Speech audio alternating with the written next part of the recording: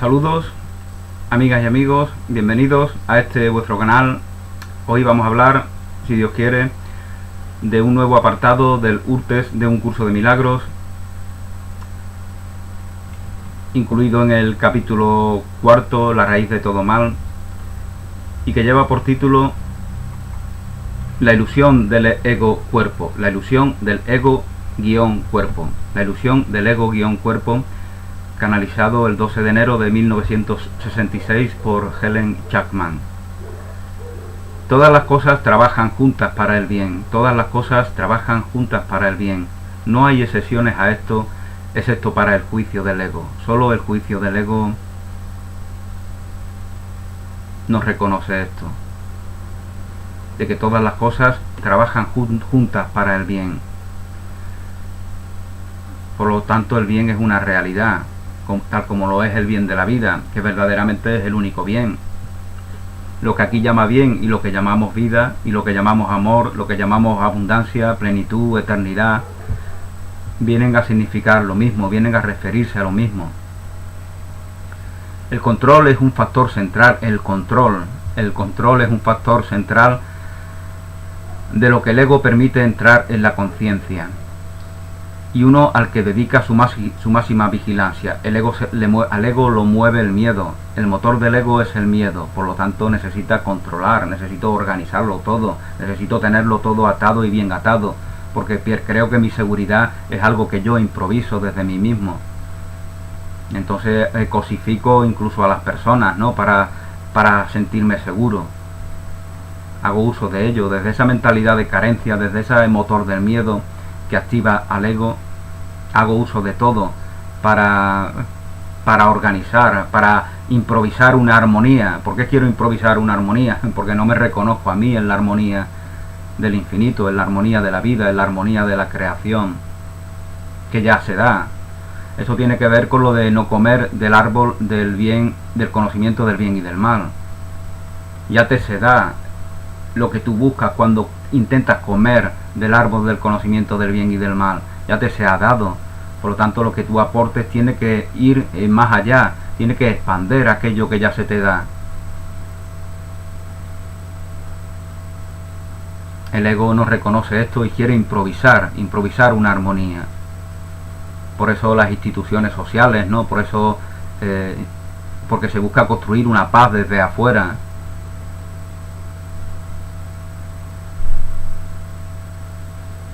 Y eso nunca podrá darse.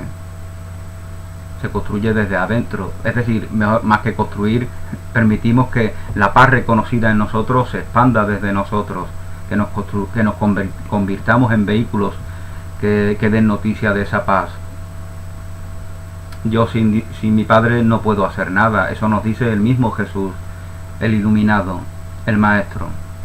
Yo sin mi Padre no puedo hacer nada. Yo soy el vehículo que da noticia de aquello de lo cual soy heredero.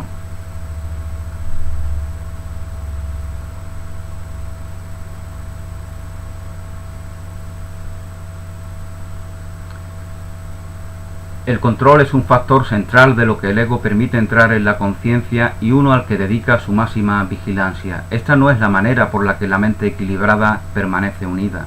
Su control es inconsciente. La mente equilibrada alberga en sí ese control. Por lo tanto, no busca controlar nada, porque no se siente amenazado por nada, porque en su indefensión radica su seguridad, porque Dios, la plenitud, el amor, la integridad es la fortaleza en la que confía. El ego se aleja del equilibrio manteniendo su motivación primordial. El ego se aleja del equilibrio manteniendo su motivación primordial inconsciente e imponiendo un control predominante más que un juicio sensato. Tiene toda la razón en hacerlo así, de acuerdo con el sistema de pensamiento que ambos habéis construido y al cual él sirve.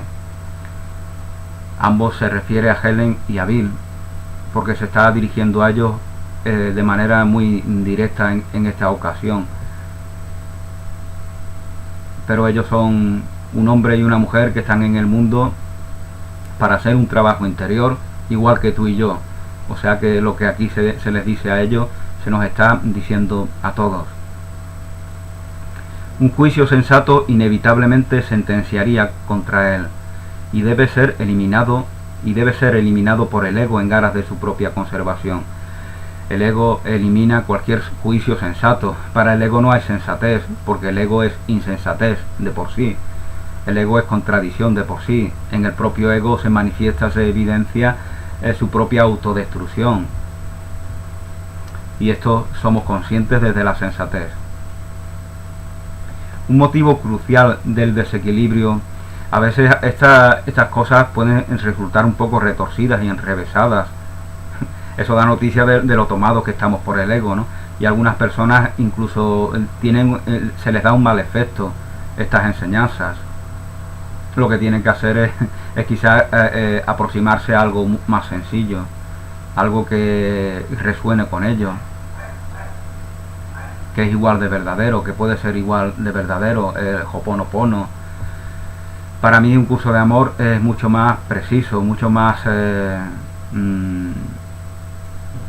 se presta a muchas menos interpretaciones, a muchos menos efectos indeseables, porque ya un curso de amor, la trilogía canalizada por Mary Perron hace aproximadamente a principios de siglo o a finales del siglo pasado. Esta canalización que Mary Perron lleva a cabo ya tiene la referencia de un curso de milagros, por lo tanto trabaja con una importante con la referencia importante de un trabajo previo, el de Helen Chapman y Bill Tedford, canalizando este curso de milagros. Por lo tanto no es que sea mejor de por sí, es mejor porque tiene esa referencia.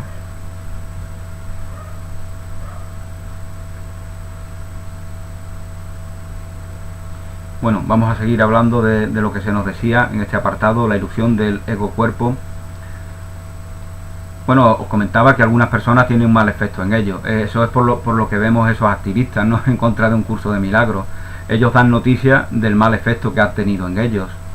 Pero es en sí en donde está ese obstáculo que ha permitido que tenga un mal efecto en ellos. Y ellos, al ser activistas en contra de un curso de milagros, paradójicamente hacen una difusión de él. Porque si eres activista en contra de algo, si yo soy un activista en contra de los Drugindungis que están en la Antártida y que difunden ideas destructivas, pues todo el mundo se preguntará qué es eso, ¿no? Entonces los defensores de los Drugindungis, que editan libros, que dan charlas, que dan conferencias, pues serán beneficiados, ¿no? Dirán, vamos a utilizar esta campaña de crítica en nuestro favor, y si son inteligentes pues lo harán, ¿no? Con un curso de milagros pues es igual, ¿no? El hecho de que haya detractores de él da noticia de que un curso de milagros ya tiene una gran trascendencia mediática. Esperemos que ocurra lo mismo con un curso de amor, ¿no? Que desde mi punto de vista es mucho más preciso y como os comentaba anteriormente, se presta mucho menos a cualquier distorsión, a cualquier interpretación negativa.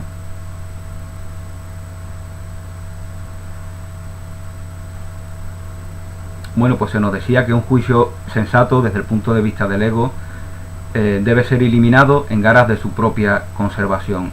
Un motivo crucial del desequilibrio del ego es su falta de discernimiento entre los impulsos de Dios y los del cuerpo.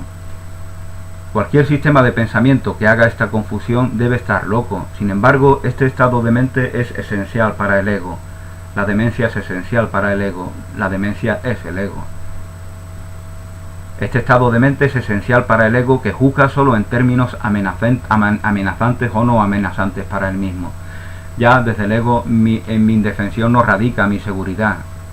Desde el ego, mi seguridad radica en defenderme, por lo tanto yo ya estoy predeterminado a buscar situaciones en las cuales tenga que defenderme. Ya busco amenazas por ahí que justifiquen el que yo tenga ideas de que puedo ser amenazado.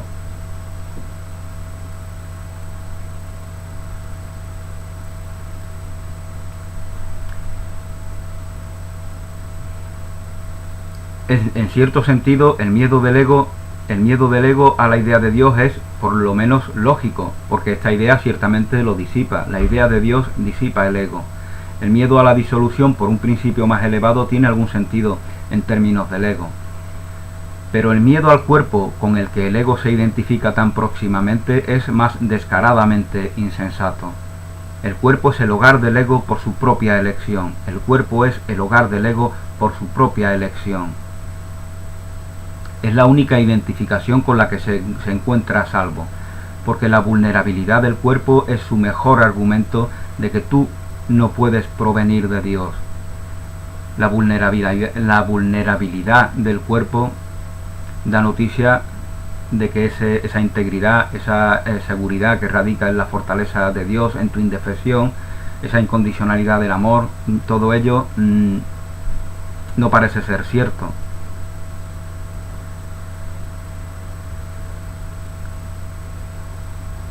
Por lo tanto, se convierte en un aliado para el ego. La vulnerabilidad del cuerpo es su mejor argumento de que tú no puedes provenir de Dios. Esta es la creencia que apoya con entusiasmo, y sin embargo el ego odia el cuerpo porque no acepta la idea de que el cuerpo sea un hogar lo suficientemente bueno para él. Es lo que siempre hemos dicho, en el propio ego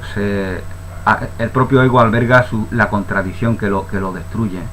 El ego tiene como aliado el cuerpo, el ego odia al cuerpo, porque sabe que el cuerpo es débil, que es frágil, que empieza y que termina. Y el ego aspira a ser eterno. Es lo que cuando clamamos por eternidad desde el ego, lo que queremos es eternizar elementos del ego. Es decir, a darle continuidad a una ilusión.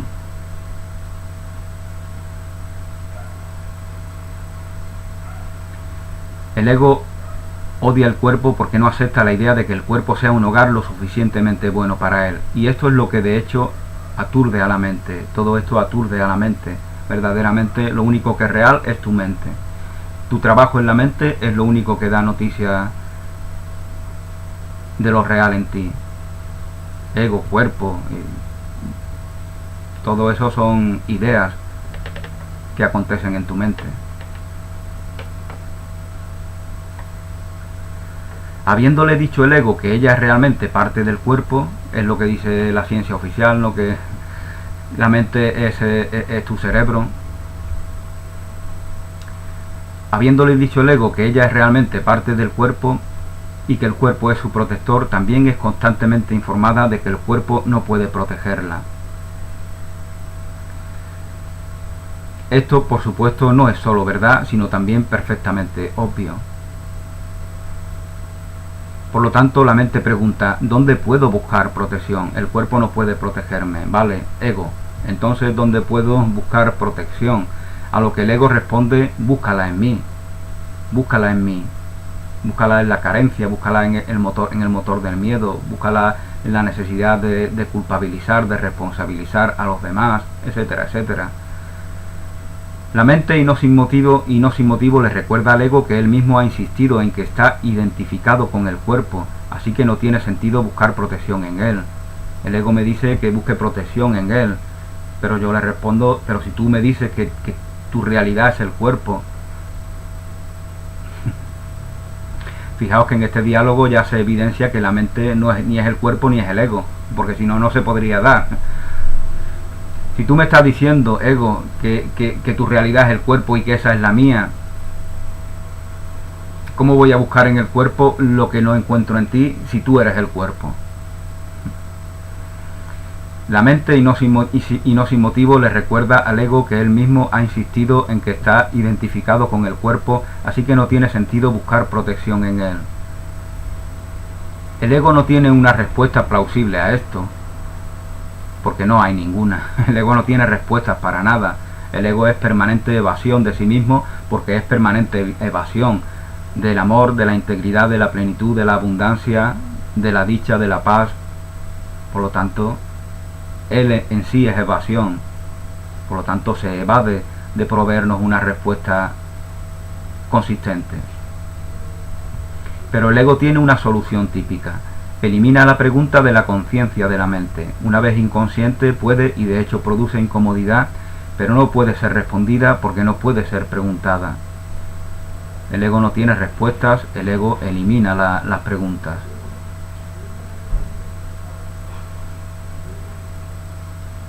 Esta es la pregunta que debe ser formulada. ¿Dónde voy a buscar protección? Solo una mente enferma no pregunta esto. Incluso los dementes lo preguntan inconscientemente, pero requiere cordura real para preguntarlo conscientemente. Si recuerdas tu sueño sobre la grabadora, se dirige a Helen, que era extraordinariamente preciso en algunos aspectos porque provenía en parte del conocimiento reprimido por el ego, si recuerdas ese sueño, el problema real fue correctamente formulado como ¿cuál es la pregunta? Porque, como sabías muy bien, la respuesta podría ser encontrada si la pregunta fuera reconocida. Si recuerdas, hubo unas cuantas soluciones que intentaste, todas basadas en el ego, no porque pensaras que realmente funcionarían, sino porque la pregunta misma era oscura. Cuando la Biblia dice, buscad y encontraréis, no significa que debéis buscar ciegamente y desesperadamente algo que no reconoceríais. Una búsqueda significativa se emprende de forma consciente, se organiza conscientemente y conscientemente se dirige. La principal contribución de Bill a esta aventura conjunta es su insistencia en que el objetivo sea formulado claramente y mantenido en la mente. Tú, Helen, no eres buena para hacer esto. Somos buenos para algo, no lo somos para otras cosas. De ahí la importancia de la relación, de la colaboración. Eso es lo que da fruto. Por eso hombres y mujeres se relacionan, no solamente para compartir lecho, sino porque hay algo trascendente a lo cual deben dar fruto en sí mismos, gracias a esa relación.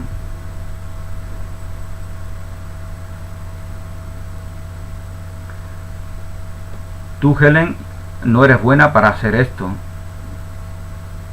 Todavía buscas muchos dioses simultáneamente y esta confusión de objetivos, dada tu fuerte voluntad, no puede sino producir un comportamiento caótico.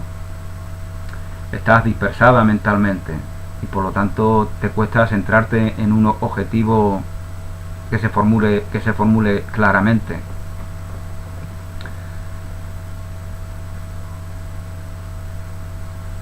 El comportamiento de Bill no es caótico, porque él no es tan dado a objetivos divididos ni tampoco orientado a ellos, mientras que Helen ha invertido demasiado en muchos objetivos.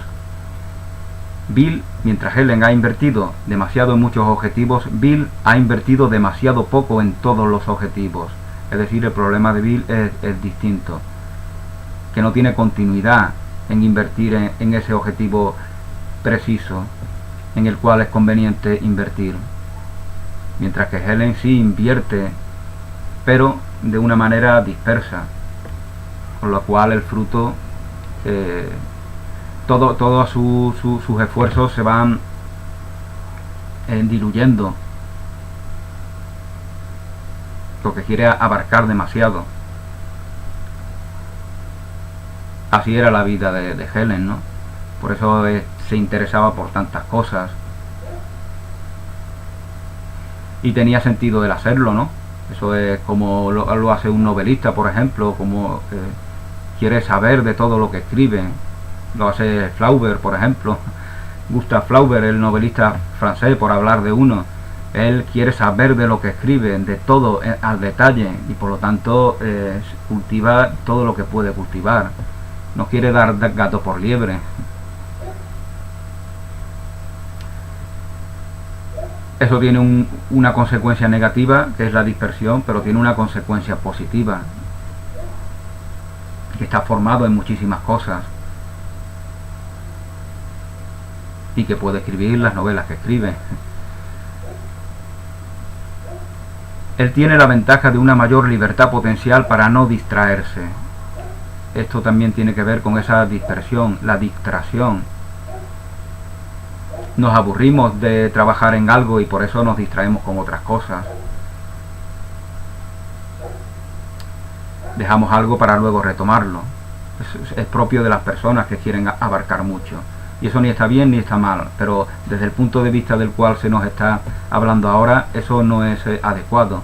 Necesitamos a alguien que si somos así, necesitamos a alguien que compense esa tendencia. Y justamente por eso Helen necesita a Bill para hacer esta labor de canalización.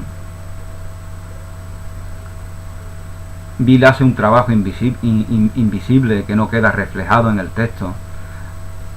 Queda reflejado en parte queda reflejado porque él va transcribiendo. Pero quiero decir que él tiene una función mucho más activa de lo que aparentemente podemos reconocer. Es el que está hablando con Helen todos los días, el que la llama por teléfono, el que escucha cualquier el que es partícipe de los estados de ánimo de la mujer que está canalizando y da una respuesta ante ello.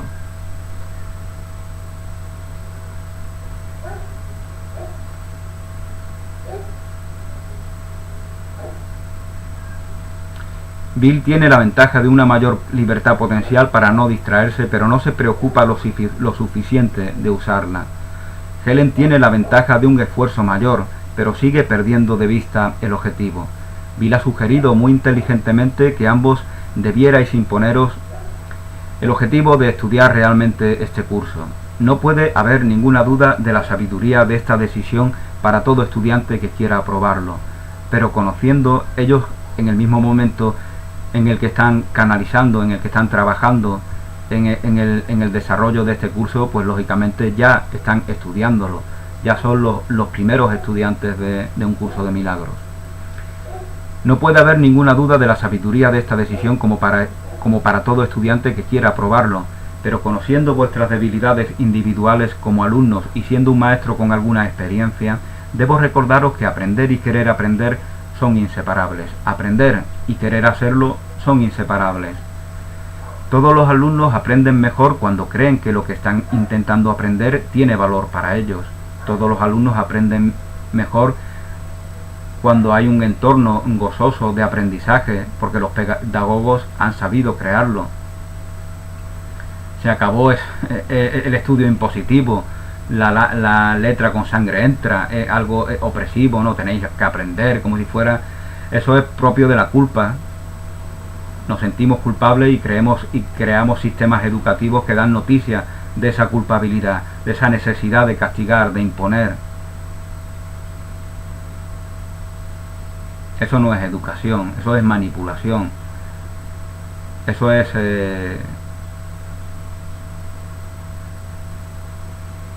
autodestrucción.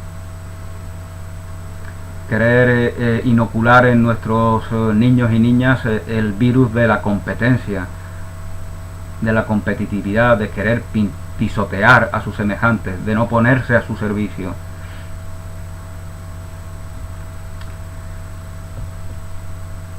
Y eso siempre les hará daño. Por más que creemos un personaje que aparenta consistencia, tarde o temprano se viene abajo. Aunque sea en el último segundo de su vida, de una larga vida, aunque sea en el último instante de una larga vida, el personaje, la coraza, el postureo de aquel que se siente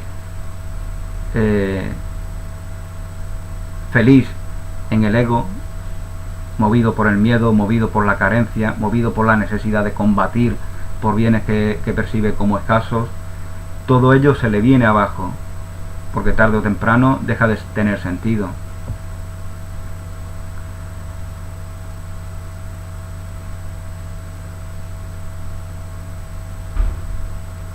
Todos los alumnos aprenden mejor cuando creen que lo que están intentando aprender tiene valor para ellos, pero los valores en este mundo son jerárquicos y no todo lo que tú puedas querer aprender tiene un valor duradero. Dios no inventa jerarquías, las jerarquías las inventa el hombre como herramienta para su progresión en este mundo. Ciertamente muchas de las cosas que quieres aprender son elegidas porque su valor no perdurará. El ego piensa que es una ventaja no comprometerse con nada que es eterno, porque lo eterno debe provenir de Dios.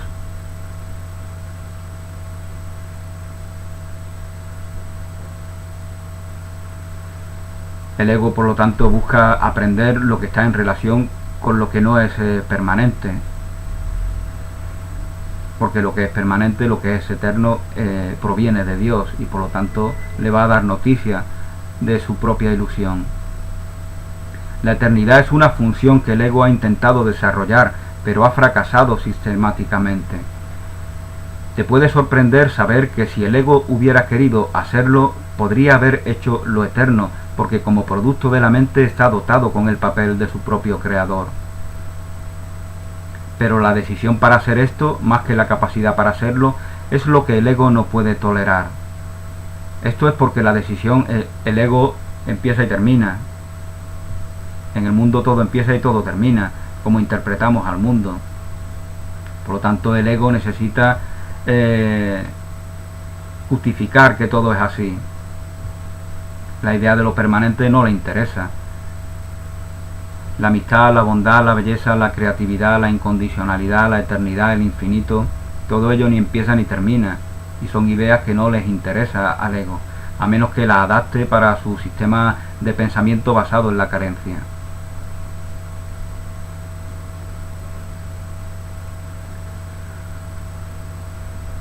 La decisión para hacer esto, más que la capacidad para hacerlo, es lo que el ego no puede tolerar. Esto es porque la decisión por la cual la capacidad se desarrollaría naturalmente implicaría necesariamente percepción verdadera, un estado de claridad que el ego, temeroso de ser juzgado, verdaderamente debe evitar. Los resultados de este dilema son peculiares, pero no más que el dilema mismo. El ego ha reaccionado de forma característica aquí como con cualquier otra cosa, porque la enfermedad mental, que siempre es una forma de implicación del ego, no es tanto un problema de fiabilidad como de validez. El ego transige con el tema de lo eterno, como lo hace con todos los temas que tocan la pregunta real de cualquier manera. Transigiendo en conexión con todas las cuestiones tangenciales, espera ocultar la pregunta real y mantenerla fuera de la mente. Su característico negocio con lo que no es esencial es precisamente para este propósito. El ego intenta obviar, intenta evitar todo lo que es esencial, todo lo que es verdadero, todo lo que da noticia de su ilusión.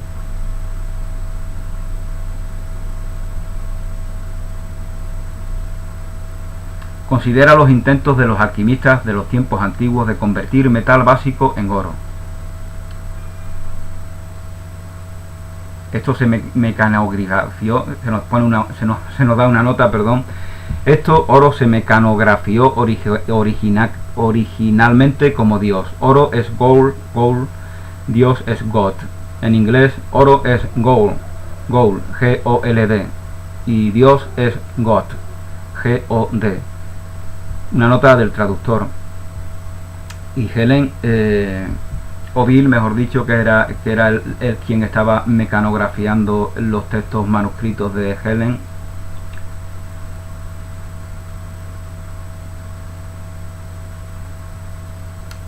mecanografió God en vez de Gold. El subconsciente le hizo hacerlo así, porque verdaderamente la alquimia no buscaba lo material, el auténtico alquimista. Esa es la distorsión, la difamación que se hace posteriormente de ellos, ¿no? Eso era algo simbólico. ¿Qué sentido tiene convertir la piedra en oro? Sería todo oro, ¿no? Si el oro es valioso, porque el juicio humano hace que sea valioso, pero no porque lo sea de por sí. Si el oro abundara, ya no sería tan valioso.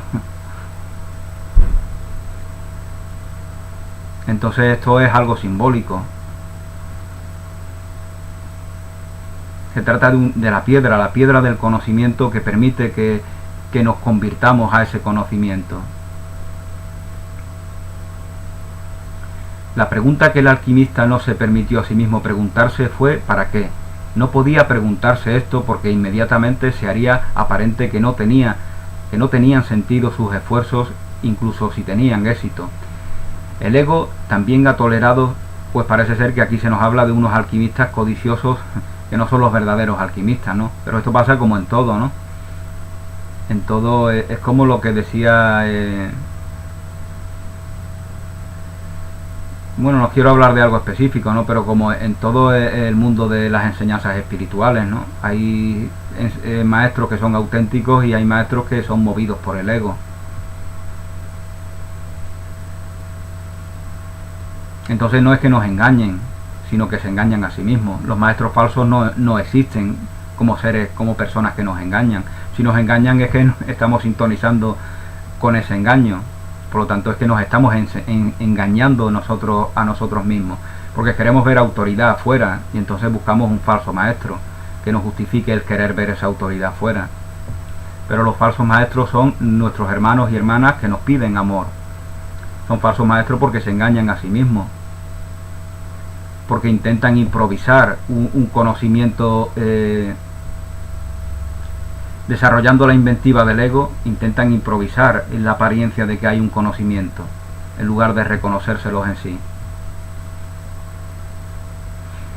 El ego también ha tolerado algunos extraños compromisos con la idea de lo eterno, haciendo extraños intentos de relacionar el concepto con lo que no es importante, en un esfuerzo de satisfacer la mente sin ponerse en peligro él mismo.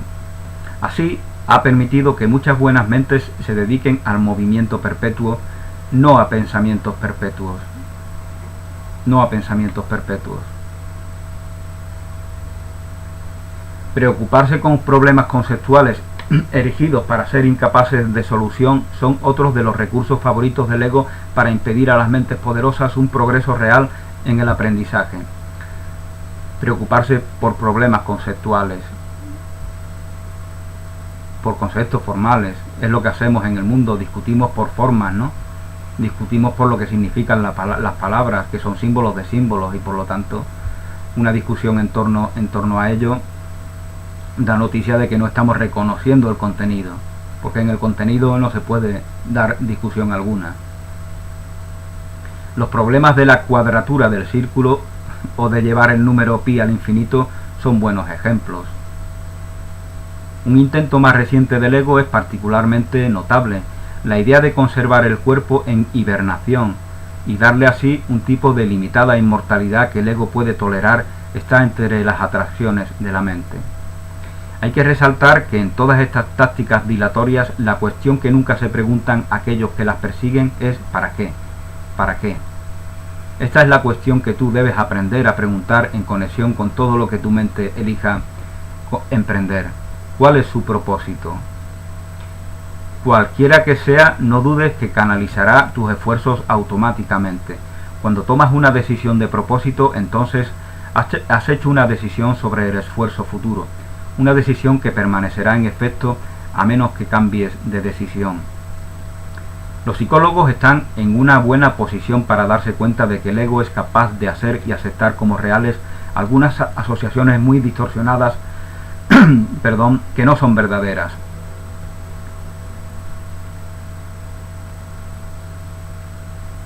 La confusión de sexo con agresión, esto es bastante actual, ¿no? Lo vemos en tantas películas pornográficas. Según los informes que se dan, la mayor parte de la pornografía que se consume hoy en día es violencia, es opresión de una persona sobre otra. Se llaman películas pornográficas una grabación en la cual simplemente se muestra a una persona pegándole a otra. Eso se le llama película pornográfica.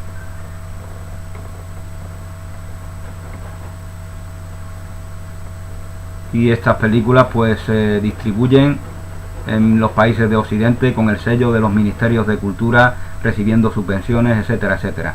Y luego esos mismos ministerios hacen campaña en contra del maltrato, en contra de los abusos, etcétera, etcétera, en contra de lo que ellos mismos están promoviendo, en contra de lo que ellos mismos, los gobiernos de Occidente, están promoviendo y están subvencionando. La confusión de sexo con agresión y el comportamiento resultante, que es el mismo para ambos, es un buen ejemplo. un buen ejemplo de esas asociaciones muy distorsionadas que no son verdaderas. Esto es comprensible para el psicólogo y no le produce sorpresa. La falta de sorpresa, sin embargo, no es un signo de entendimiento. La falta de sorpresa no es un signo de entendimiento. Es un síntoma de la capacidad del psicólogo de aceptar como razonable un compromiso que claramente carece de sentido, de atribuirlo a la enfermedad mental del paciente más que a la suya propia, y a limitar sus preguntas sobre el paciente y sobre sí mismo a lo trivial. Es decir, el psicólogo hace un juicio exculpatorio de sí mismo y solamente ve error en el paciente. Estas confusiones del ego relativamente menores no están entre sus más profundas falsas asociaciones, aunque ciertamente las reflejan. Vuestros propios egos han estado bloqueando las cuestiones más importantes que vuestras mentes debieran preguntar. Vuestros propios egos, Helen, Bill, han estado bloqueando las cuestiones más importantes que vuestras mentes debieran preguntar. No entenderéis a un paciente mientras vosotros mismos hayáis aceptado limitar las preguntas que hacéis sobre su mente, porque también estáis aceptando esos límites para las vuestras. Esto os hace incapaces de sanarle a él y a vosotros mismos. Los terapeutas se sanan a sí mismos. Los pacientes colaboran en que ellos sean conscientes de que deben de sanar en sí. Así es como sana el terapeuta. Así es como sana. Así y como permite que sus pacientes se sanen. Incluso el mismo Jesús decía: yo de por mí no puedo hacer nada. Sin el Padre no puedo hacer nada. Con lo cual él no se atribuye ninguna sanación milagrosa.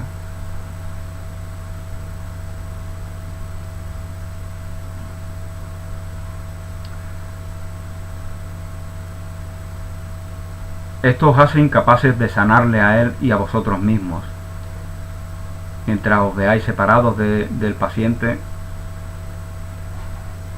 mientras no reconozcáis que los límites de los cuales sois testigos en vuestros pacientes son los que están igualmente en vosotros, os estáis haciendo incapaces de sanarlos a él y a vosotros mismos. Resistíos siempre a adaptaros a ninguna situación en la que la mentalidad milagrosa es impensable. Ese estado en sí mismo es suficiente para demostrar que la percepción está equivocada.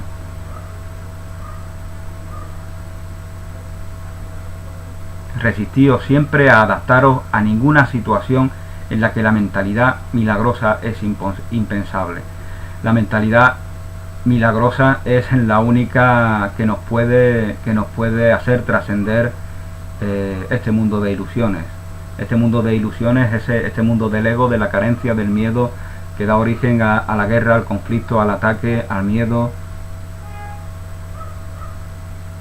La mentalidad milagrosa, el perdón, que es nuestra función en el mundo, es lo que permite que trascendamos esa mentalidad de separación. Mentalidad milagrosa es la mentalidad, la conciencia de la unidad. Bueno, pues espero que mis reflexiones personales os hayan sido de alguna utilidad. Aquí concluye el apartado del capítulo 4, titulado La ilusión del ego-cuerpo. La ilusión del ego-cuerpo. Gracias por vuestra atención, feliz día, un abrazo, bendiciones y hasta pronto.